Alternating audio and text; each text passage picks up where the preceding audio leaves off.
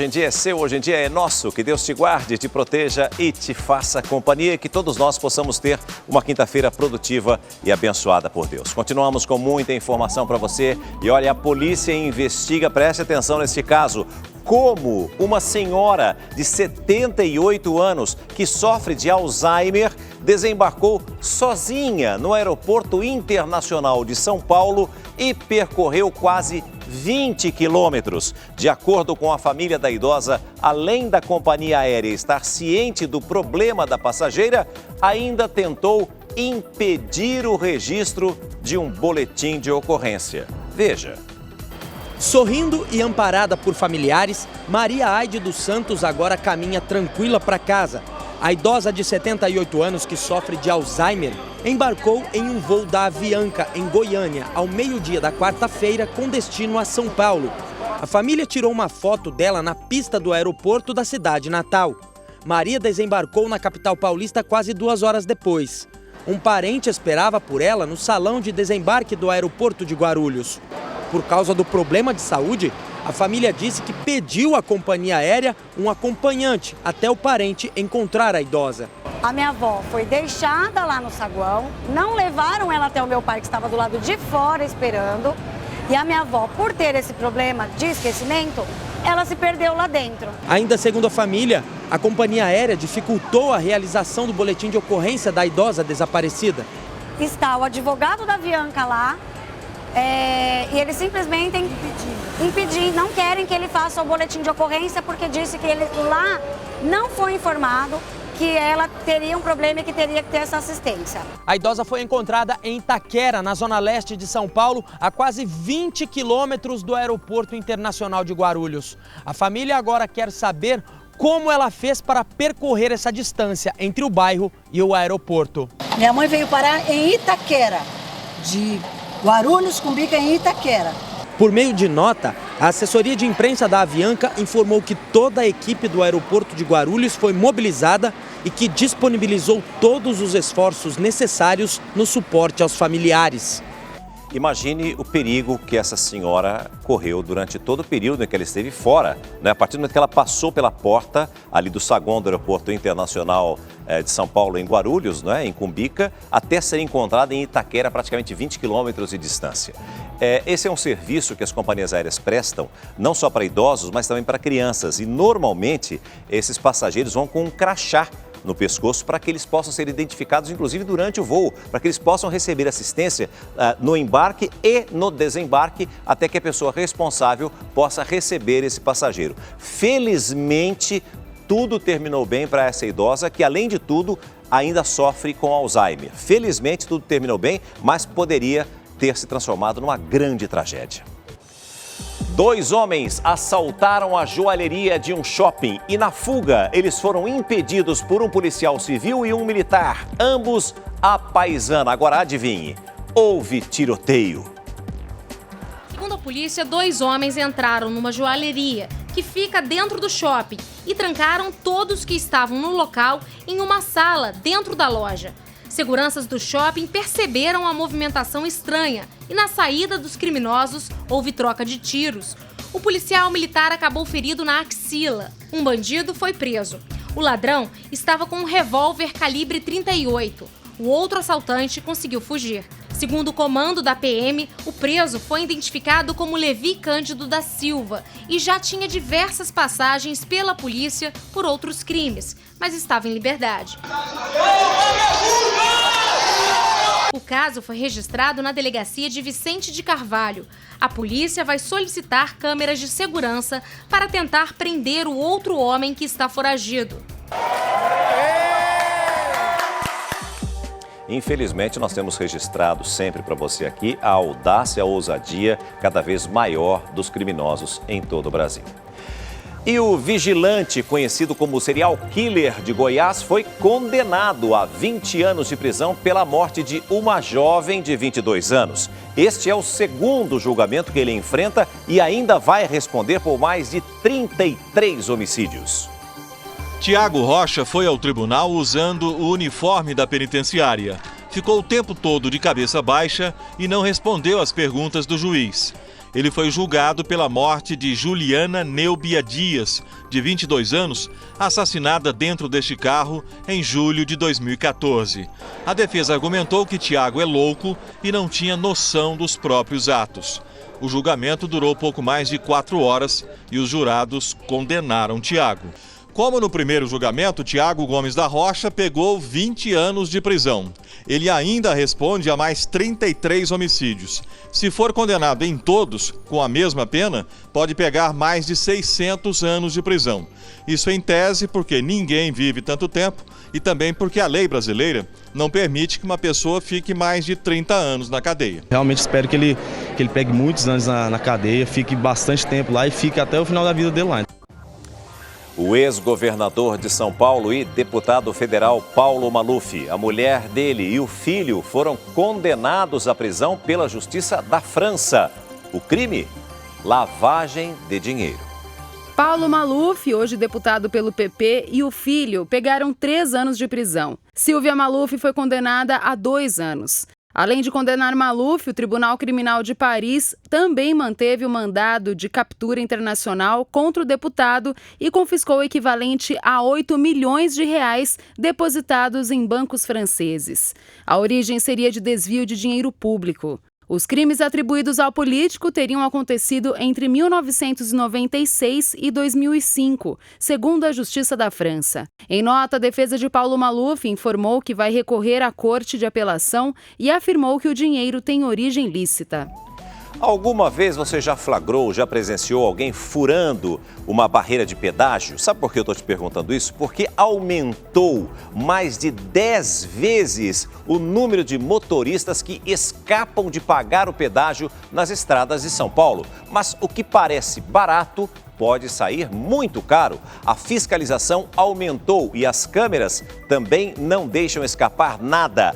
Mas a conta vem depois, na forma de multa e dos pontos na carteira. O ônibus e o caminhão passam normalmente pelo pedágio no sistema Anchieta Imigrantes. Na imagem seguinte, o flagrante da evasão. O motorista da carreta passa e derruba a barreira de contenção. No sistema de cobrança automática, a cancela só é liberada quando a luz verde está acesa, o que não era o caso. Neste outro flagrante, o caminhão biarticulado também ignora a cancela e passa sem pagar a tarifa de pedágio. Veja a imagem por outro ângulo. O motorista infrator acelera o veículo para transpor a cancela. Cenas como estas estão se tornando cada vez mais comuns. O número desse tipo de infração aumentou mais de 10 vezes de 2014 para 2015 no estado de São Paulo, segundo o Departamento de Estradas e Rodagem. Nesse período, as multas foram de pouco mais de 7 mil para quase 87 mil. Quem fura o pedágio parece não levar em consideração é que as câmeras vão registrar as placas do veículo. É barato que sai caro, pode acarretar a perca da habilitação dele, suspensão do direito de dirigir, e o motorista que depende da sua carta para dirigir sem habilitação não tem como ele trabalhar. A multa por evasão de pedágio é de R$ 127,69. É infração grave, com 5 pontos na carteira prevista no Código de Trânsito Brasileiro. De acordo com o policial rodoviário, o aumento nas infrações ocorreu com um reforço na fiscalização. Ao longo de 2015, as concessionárias, junto com a Polícia Rodoviária e a Artesp, verificou essa problemática de um aumento exponencial no número de evasões.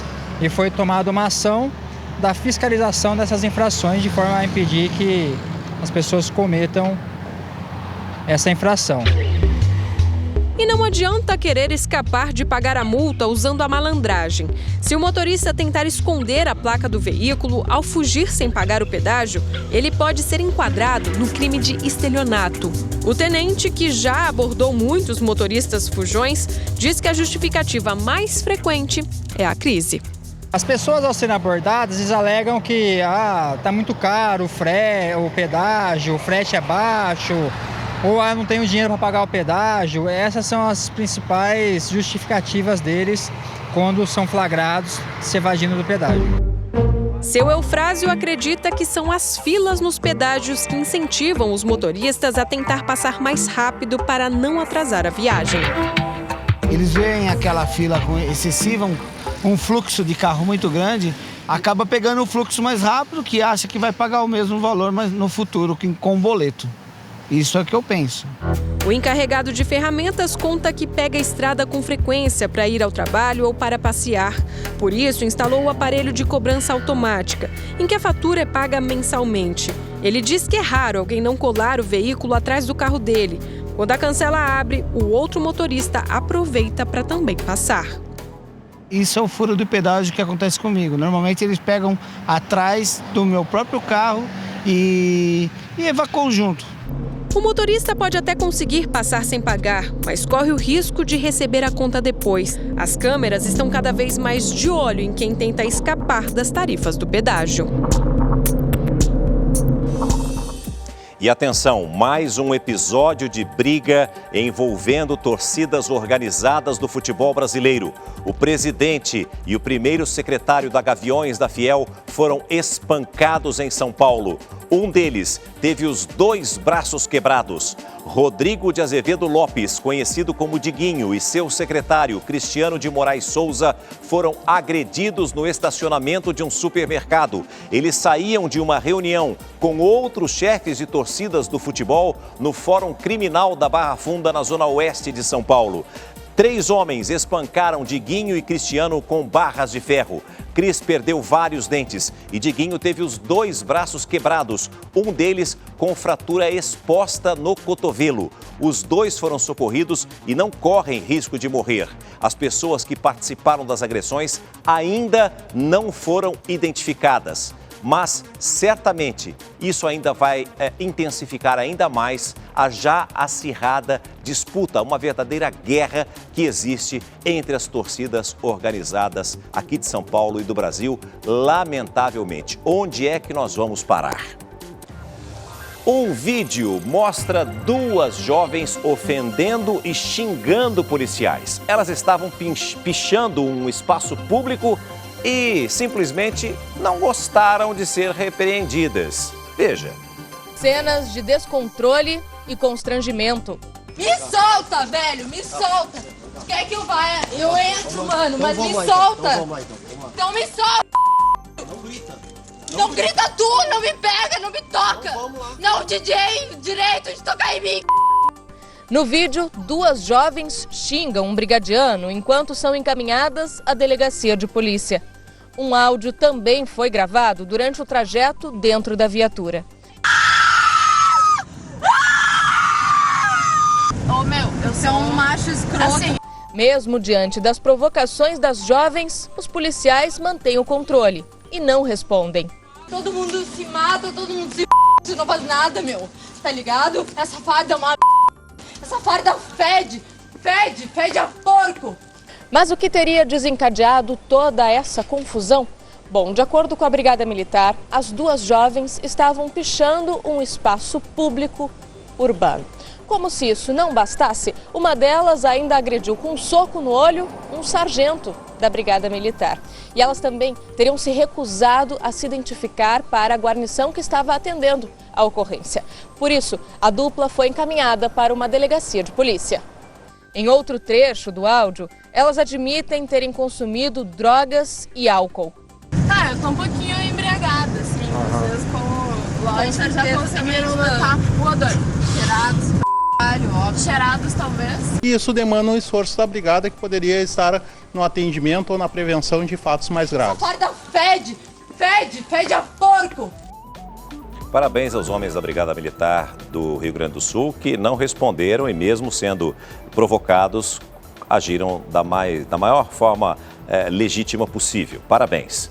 5 pessoas morreram em todo o estado do Rio de Janeiro por causa das chuvas que atingem vários municípios desde segunda-feira. Os temporais deixaram milhares de desalojados e desabrigados e também um rastro de destruição, principalmente na região dos lagos. E quem já perdeu quase tudo, ainda, imagine, sofre com os saques.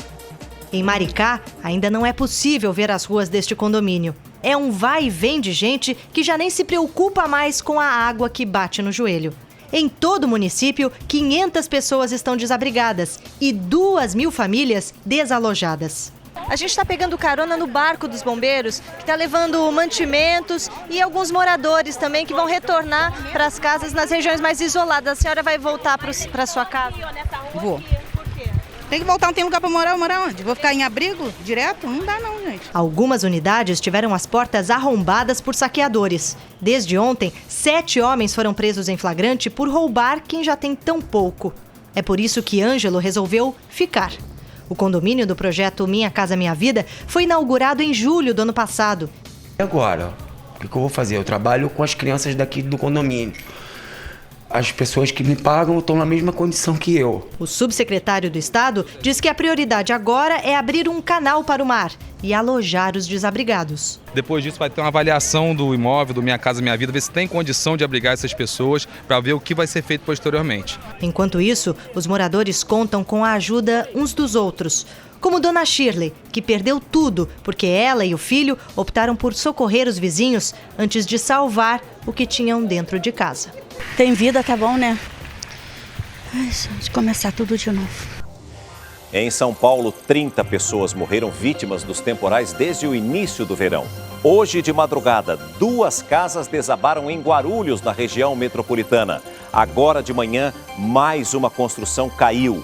A equipe de reportagem da Record estava no local, de onde a repórter Larissa Alvarenga entraria ao vivo com informações sobre os estragos. A construção ainda estava em obra. A Defesa Civil percebeu o risco de desabamento e avisou as pessoas que estavam no local. Veja o momento exato em que a construção desaba. Em poucos segundos, a estrutura foi completamente ao chão. E outra construção ao lado também vai como se fosse uma cratera, sugando a casa ao lado, não é? Antes disso, outras 2 casas também desabaram. Os imóveis ficavam em um terreno instável. O primeiro desabamento aconteceu no início da noite e colocou em risco até mesmo a estrutura de uma escola. A Defesa Civil retirou preventivamente os moradores. Ao todo, mais de 1.000 pessoas foram desabrigadas desde o início do verão no estado de São Paulo. E esse número, para que você tenha uma ideia, é 3 vezes maior do que o registrado em todo o período chuvoso do ano passado. E a repórter Ana Paula Neves está em Guarulhos, ao lado do imóvel que desabou e da dona desta casa, e traz novas informações dos estragos da chuva. Ô, Ana Paula, bom dia para você. Como é que está a situação nesse momento? E essa dona da casa que estava em construção, o que vai ser da vida dela a partir de agora, Ana? Bom dia. Oi, César. Bom dia a você, bom dia a todos que nos acompanham no Hoje em Dia. O sentimento por aqui é de tristeza e de desesperança, porque são pessoas que moravam na região há pelo menos uns 5 anos e se viram diante de uma situação dessa, como nós mostramos agora na imagem. A dona Nilza, que foi quem perdeu a casa, vai falar com a gente ao vivo. Dona Nilza, ela é mãe de 4 filhos, César filho, e estavam todos na casa no momento em que a senhora começou a ouvir uns barulhos. Como é que foi, dona Nilza? Por volta de 11 da noite a gente começou a escutar estalos. Mas a gente olhava e não dava para ver nada, estava muito escuro.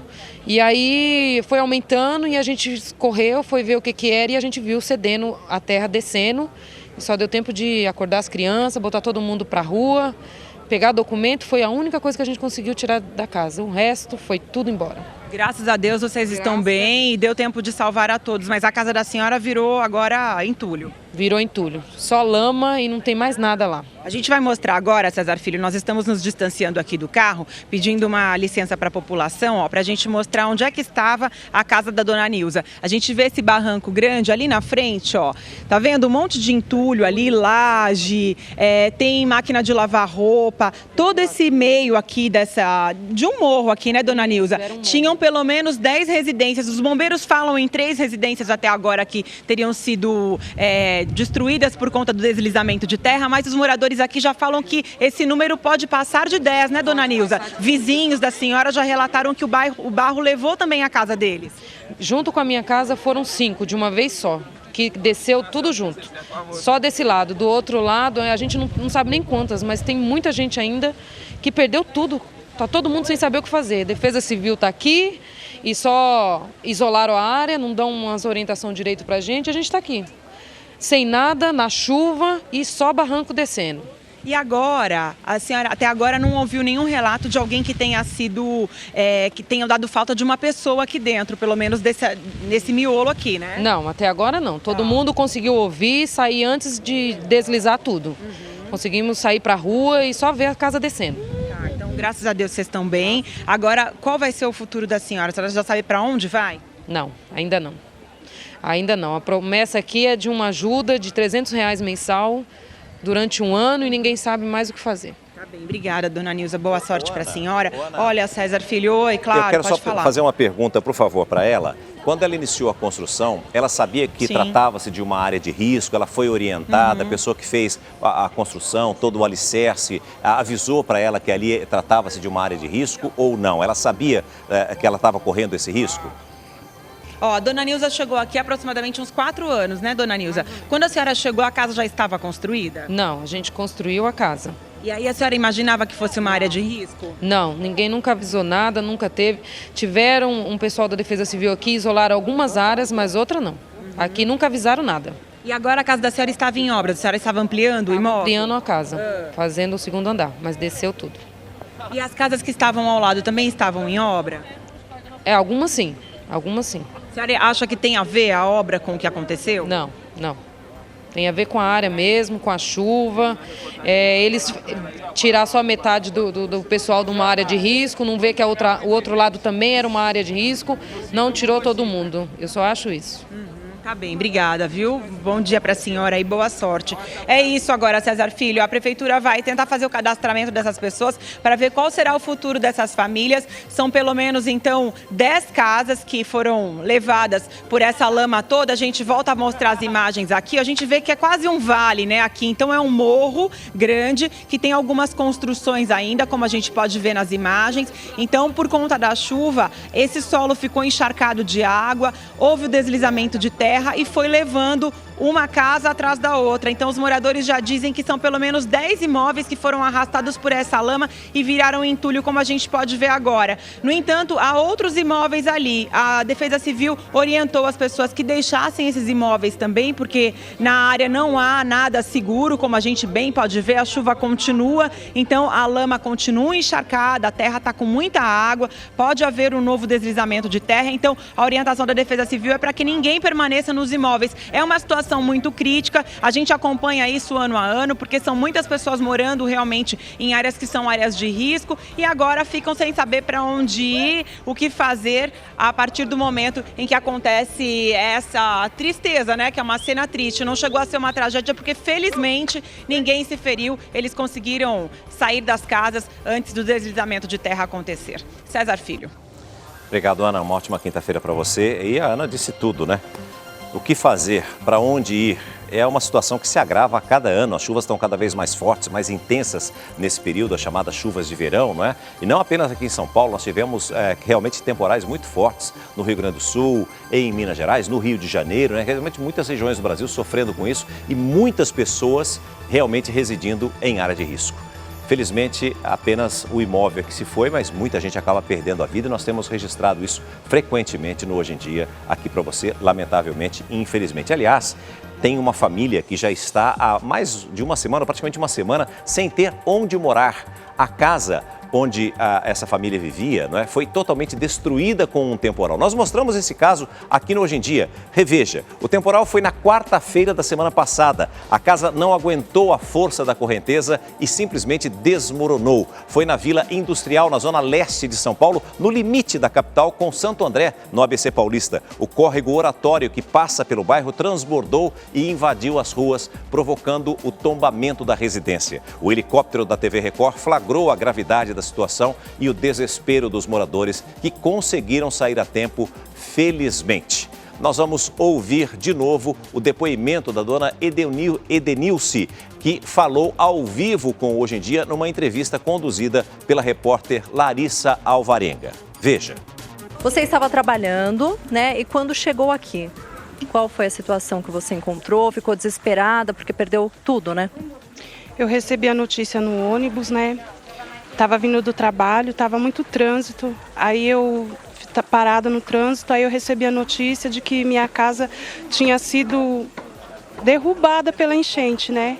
E eu me desesperei, sem saber o que fazer, sem saber, né? Aí cheguei aqui e me deparei com essa situação, né? Mas o que é pior de tudo é que, de tudo que aconteceu, a gente não tem um auxílio da prefeitura, a gente não tem um socorro, né? Aconteceu isso, né? Precisa acontecer esses desastres, essas catástrofes para alguém fazer alguma coisa e ainda assim não faz, né? Eu queria assim pedir assim para que eles tivessem assim um pouco de, pelo menos um pouco de coerência, né? Pela nossa situação, não só a minha, mas de toda a população, porque não só eu estou sofrendo, né? Mas são muitas pessoas que estão na mesma situação que eu, pessoas que morrem, que perdem seus familiares e ninguém faz nada, né? A gente precisa que alguém faça alguma coisa, né? E eu perdi tudo, perdi minhas coisas e vieram aqui, a única coisa que eles falam é se a gente quer ir para um abrigo, mas a situação não é um abrigo. A gente vai hoje para um abrigo e amanhã a gente vai para onde? Como que a gente vai fazer? Como que a gente vai separar dos nossos filhos para ficar um no abrigo, um no lugar, outro no outro? Não é isso que a gente quer um socorro. Porque assim, a gente constrói num lugar desse porque não tem condição. Uma pessoa que tem condições não vai construir uma casa num lugar de risco. Então a gente precisa assim de que eles vejam assim a habitação, a gente pede assim um socorro, né, para habitação no Brasil, em São Paulo, porque é muito precária a situação. Inclusive, César, ela tem 3 filhos pequenos que, por sorte, também não estavam no momento dentro da casa, né, Edeunilson? Graças a Deus não, né? Deus é bom e Ele dá os livramentos, né? E é por isso que eu creio assim que a gente não estava em casa, né? Eu agradeço muito a Deus porque Ele cuida de nós, né? Ainda que o homem da terra não venha o nosso socorro, Deus vem, né? E graças a Deus está todo mundo bem. Essa entrevista foi ao vivo. E no mesmo momento em que nós terminamos de conversar com ela, eu comentei com você que, apesar de ser um momento tão doloroso, dramático, ela teve um equilíbrio para falar, né, e transmitiu tudo aquilo que o brasileiro sente realmente, né, e ainda falou da fé que ela tem e falou de Deus. A Edenilce, né, teve a casa derrubada pela força das águas, isso foi há mais de uma semana, na quarta-feira passada. E eu faço uma pergunta para você. Bom dia, obrigado por estar aqui conosco ao vivo. Bom dia. Alguém te ajudou até agora? Não. Nada? Nada. Ninguém te procurou? Procurou, né? Quando nós estivemos lá na subprefeitura, na Vila Prudente, foi uma equipe da prefeitura, uma equipe da Secretaria da Habitação, e eles falaram assim que eles não podem fazer nada, né? Eles têm que tratar o nosso caso como todos os casos. Aí deram um prazo para a gente de 15 dias para que eles venham dar o auxílio aluguel até que saia a casa. Mas depois disso, a gente não teve mais nenhum respaldo. Você disse na entrevista ao vivo que você estava retornando do seu trabalho, você estava na condução, pegou trânsito e por isso você chegou mais tarde. E talvez, se você tivesse não enfrentado o trânsito, você poderia estar dentro da sua casa naquele momento. Você é diarista, é isso? Eu sou doméstica. Você é doméstica. Isso. Os seus filhos, neste momento, estão com quem? Meus filhos estão com o pai. Com o pai. Vocês são separados, é isso? Separados. E você está morando aonde? Eu estou abrigada, né? Estou hospedada na casa de uma amiga. Bom, os amigos pelo menos foram solidários, assim, os vizinhos ali, alguém, pelo menos essas pessoas estiveram do seu lado tentando te ajudar. Nós somos um pelos outros, né? Sempre? Sempre. Mas o que você conseguiu salvar, se é que conseguiu salvar alguma coisa do desastre que aconteceu na sua casa? Então, nada, né? A única coisa que nós conseguimos, os pisos, né, que estavam inteiros, mas os eletrodomésticos, as outras coisas que a gente ainda tentou tirar da casa, todos quebrados. Ali na sua casa você paga IPTU? Não. Não. Não tem um imposto para pagar. E agora você pretende o quê? Reerguer a casa no mesmo lugar? Qual é o objetivo que você tem? Ou você considera que ali vai ser sempre uma área de risco? Sempre uma área de risco. Eu estou com medo. Para lá eu não pretendo voltar mais. Mas ao mesmo tempo é difícil porque você também não tem para onde ir. Não tenho para onde ir. E essa é a situação de muitos brasileiros, né? De muita gente que muitas vezes até acaba correndo risco, sabendo até do risco, mas não tem para onde ir. Então, as pessoas honestas, dignas e que trabalham têm que ter um lugar para morar. Inclusive, né, o o homem da Secretaria da Habitação falou assim, vocês têm que se inscrever, né? Para conseguir, né? Aí eu falei para ele, né? Eu sou inscrita na Secretaria da Habitação há 10 anos e ninguém nunca me chamou, nunca, né, fez nada nesse sentido de habitação, né? Então a gente se vira como pode se virar, né? A gente faz como pode fazer. Então ali tinha aquele espaço e a gente acabou construindo naquele espaço, né? É uma situação muito, mas muito difícil, não apenas dela, mas de muitos e muitos brasileiros. Mas em contrapartida, se os nossos governantes, se as nossas autoridades muitas vezes não fazem o que deveriam, até o que está na nossa Constituição, o brasileiro tem a solidariedade que sempre está, né, acima de tudo. Então eu faço aqui um apelo. Se você, empresário, você que pode, de qualquer lugar do Brasil, quiser ajudar a Edenilce, né? Entre, por favor, em contato com o nosso canal interativo do telespectador da Rede Record através do e-mail cite@rederecord.com.br. Está aí no seu telespectador, cite@rederecord.com.br. É uma mulher extraordinária e, assim como tantos outros brasileiros, perdeu tudo através das chuvas e tenta recuperar a vida a partir de agora. A gente sabe que não é muito, mas a gente tem aqui uma ajuda simbólica para você e para os seus filhos tentarem recomeçar a vida. Você pode abrir, pode guardar para você. É apenas uma ajuda simbólica, não precisa mostrar, pode ficar para você, apenas para te ajudar, tá bom? Para recomeçar a vida. Tá bom? Que Deus abençoe a sua vida grandiosamente. Amém. E que as pessoas possam realmente ajudar você. Obrigado, viu? Olha, a chuva traz prejuízos imediatos, não é? Como você acompanhou aqui em diversos casos, como a perda de carros, de casas, de imóveis. Mas depois que o temporal passa, também tem gente que conta as perdas. É o médico que perde o paciente preso no semáforo que não funciona. É o dono do restaurante que perde clientes e alimentos porque o estabelecimento ficou horas e horas sem energia. São tantos e tantos casos. A repórter Samara Bastos foi conferir o drama de quem sofre com essas consequências. Acompanhe. Quase todos os dias a história se repete. O céu fecha e lá vem chuva, muita chuva. Desabando o mundo, ou é seco ou é chuva, tempo doido. O período da seca parece que acabou e tem água de sobra vindo do céu. No mês de fevereiro choveu mais de 280 milímetros em São Paulo. Esse volume é 30% maior do que a média histórica já registrada.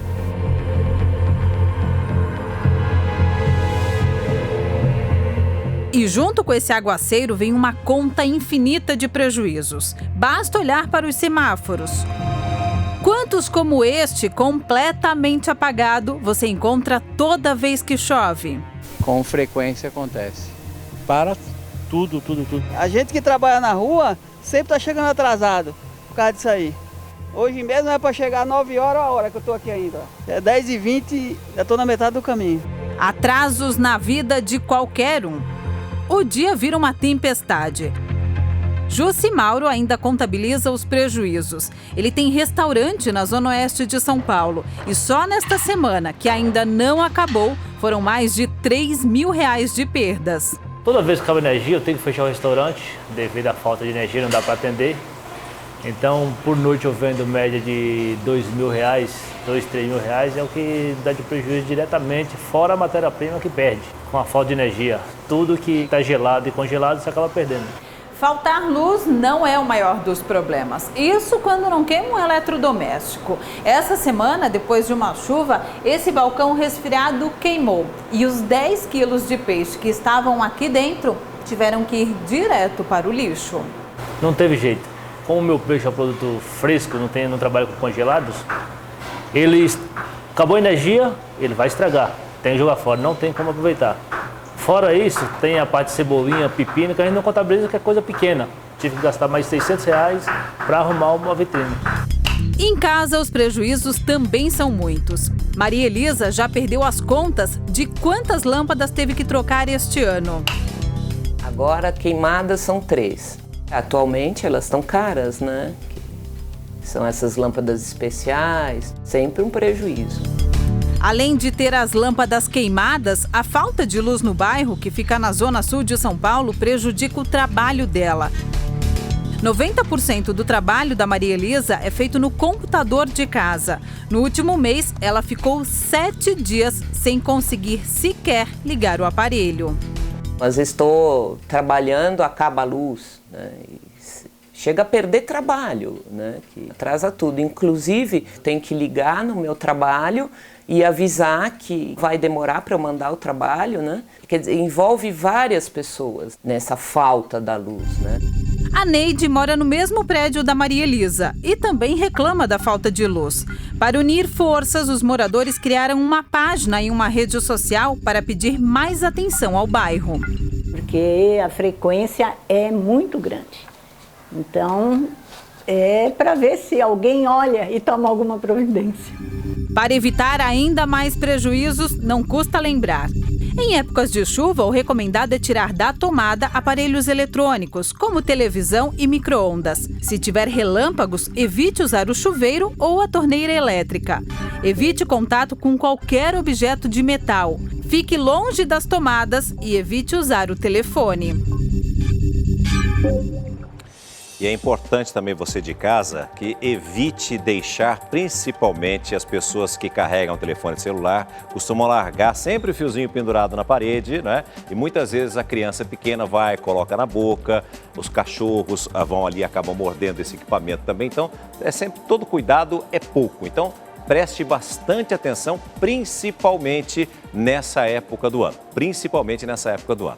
Aliás, por falar nas chuvas, né? Ontem à tarde, para que você tenha uma ideia, ontem à tarde caiu tanta água, mas tanta água, que alagou parte da Unicamp, a Universidade Estadual de Campinas. O estacionamento se transformou num verdadeiro lago e carros de alunos, professores e funcionários ficaram submersos.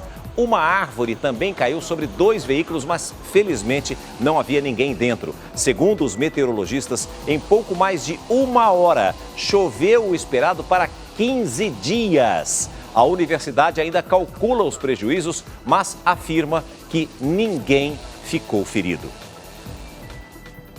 Milhares de servidores públicos de várias categorias fizeram um protesto contra o governo do Rio de Janeiro. Os servidores da educação entraram em greve por tempo indeterminado. E a repórter Carla Chaves tem os detalhes direto da Cidade Maravilhosa. A manifestação reuniu 35 categorias de servidores ligados ao Estado. Além de médicos, professores e funcionários terceirizados, ocuparam as escadarias da Assembleia Legislativa. O protesto é contra baixos salários e o atraso no pagamento. Os professores da rede estadual resolveram entrar em greve por tempo indeterminado. Eles reivindicam um reajuste salarial e também o pagamento integral do 13º salário de 2015. Já o Estado disse que criou um novo calendário de pagamentos para se adequar à queda nas receitas. Voltamos ao estúdio do Hoje em Dia. Obrigado pelas informações, Carla. Uma ótima quinta-feira a todos os nossos amigos do Rio de Janeiro. E olha, eu chamo a sua atenção para essa notícia. Moradores de Angra dos Reis, cidade que fica na região dos Lagos, no Rio de Janeiro, estão assustados com a onda de violência que tomou conta da cidade. Um vídeo ganhou repercussão e mostra a ação de cerca de 30 criminosos avançando pelas ruas em uma briga acirrada pelo controle do tráfico. Veja. A imagem de Angra dos Reis, no sul fluminense, sempre foi ligada a mansões, iates, muita ostentação. Mas vídeos divulgados em redes sociais mostram uma outra Angra, que mais parece um filme de faroeste. As cenas que ganharam grande repercussão mostram cerca de 30 criminosos avançando pelas ruas da comunidade Parque Belém, na periferia de Angra, para tentar assumir o controle do tráfico. Os invasores são de uma facção rival que já domina a venda de drogas em outra comunidade, a Areal. A gente vai acompanhando aqui, avançando por uma trilha que, de acordo com a investigação, foi muito usada ou ainda estaria sendo usada pelos bandidos. É um local aqui de difícil acesso. É um caminho bem amplo, né, por uma mata fechada, mas existe ligação sim, através da mata consegue atravessar entre uma comunidade e outra. O conflito trouxe risco para moradores, turistas e para motoristas que trafegam pela BR-101. A gente aconselha não viajar à noite, na verdade, e sempre pegar informações nos postos da PRF. Caso haja algum tipo de confronto, o policial vai saber e vai poder orientar. O turismo é uma das principais fontes de renda de Angra. São vários cartões postais como esse aqui, onde existem praias praticamente exclusivas. Agora, o setor hoteleiro e pessoas que investiram na cidade estão preocupados que a violência alcance níveis ainda maiores. Em uma semana, 8 suspeitos que teriam participado da invasão foram presos. Para o delegado que investiga o caso, a ajuda da população foi fundamental, inclusive para identificar Juninho da Sapinhatuba, o chefe do tráfico da comunidade Areal, que teria comandado a invasão a Belém. Ele é o traficante que aparece no vídeo com uma camisa na cabeça, portando um fuzil. Ligaram para cá, para a delegacia, dizendo que marginais estariam invadindo a comunidade e exigindo até a retirada de moradores em residências para eles ocuparem. A partir deste momento, começaram outras ações, não só da polícia, por parte da Polícia Civil, mas também com o apoio da Polícia Militar, da Polícia Federal e mesmo com a participação do Ministério Público. Quando você está no trânsito e precisa parar em um cruzamento, em um farol vermelho, você sente medo? Sabe por que eu te faço essa pergunta? Porque muitas vezes você acaba caindo em uma armadilha. Os bandidos aproveitam a baixa velocidade para atacar os motoristas. Veja, preste atenção nessa reportagem. 2 rapazes caminham pela rua Ziquituma, uma travessa da Avenida Nossa Senhora do Sabará, na zona sul de São Paulo. Um terceiro homem aparece. Um carro antigo passa por eles. Em seguida, vem um importado, novo. Esse sim, um alvo. Um dos rapazes aponta uma arma para o motorista. Um quarto suspeito aparece. E, de repente, já são 7 assaltantes na cena. Mas espera, ainda falta uma 8ª pessoa. Uma garota que corre para entrar no carro roubado e fugir com os comparsas. Veja de novo. O motorista é arrancado do carro e fica na parte de baixo do vídeo. É possível ouvir a reação de indignação das pessoas que registraram o crime. Deixa eu passar por cima desse cara. Tem mais mulher junto, ó. Quem dirige em São Paulo já sabe o quanto é perigoso parar em um congestionamento ou em um farol vermelho. Mas uma modalidade de assalto que vem crescendo muito é aquela em que os assaltantes invadem a pista e apontam uma arma contra o para-brisa. Nessa hora, o que o motorista deve fazer? Parar e entregar tudo ou tentar escapar e pisar fundo no acelerador? A vítima só deve reagir se ela tiver bom grau de certeza de que a sua vida está correndo risco. Isso acontece às vezes com um assaltante fala, mata ele, atira nele. Daí você tem que valorizar a sua vida e lutar por ela. Mas isso raramente vai acontecer. Se não tiver essa evidência, não reage. Um assalto parecido aconteceu no ano passado no Morumbi. Os criminosos, armados, correm em direção aos carros. Fora o trauma, as vítimas perderam bolsas, celulares, documentos, dinheiro. Neste outro arrastão, na Via Anchieta, o motorista não parou.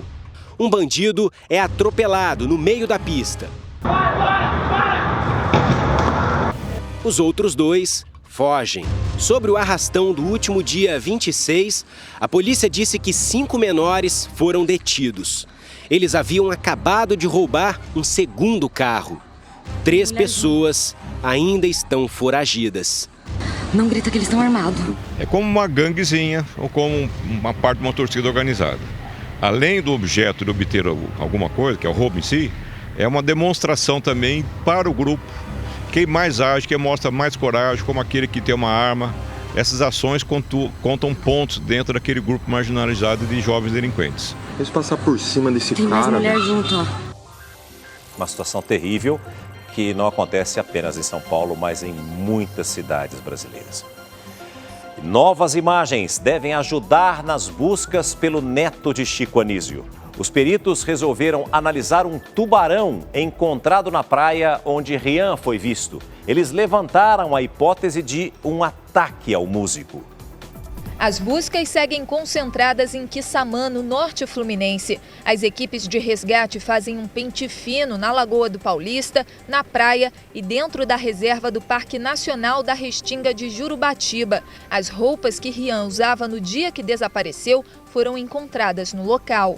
A Polícia Civil agora analisa as imagens do circuito de segurança da rodoviária Novo Rio, que mostram Rian pouco antes do desaparecimento. Os investigadores tentam descobrir se o rapaz estava acompanhado quando embarcou em um ônibus rumo ao norte do estado. O Rian, ele sempre foi um cara muito tranquilo. Eu não tenho lembrança nenhuma de ninguém que tenha tido alguma desavença com o Rian. E acho que ele pode ter ido para lá sim para relaxar, porque ele era um cara muito ligado à natureza. Eu não penso na possibilidade de afogamento. Ele sabia nadar. Nesta quarta-feira, o pai do rapaz, o ator Niso Neto, viajou até a cidade para acompanhar de perto as buscas. Quissamã, pra gente, é uma coisa novíssima assim, na vida do Rian. Nunca, nenhum de nós, nenhum amigo dele sabe de nada, de nenhum plano que ele tinha de vir para cá. E isso pra gente é um grande mistério, porque é uma praia assim muito deserta, onde as pessoas não frequentam ali assim para lazer, o acesso é difícil. Por isso a gente quer apelar para o pessoal daqui. Se ninguém viu ele, a coisa só bombou aqui na internet realmente na sexta-feira de manhã.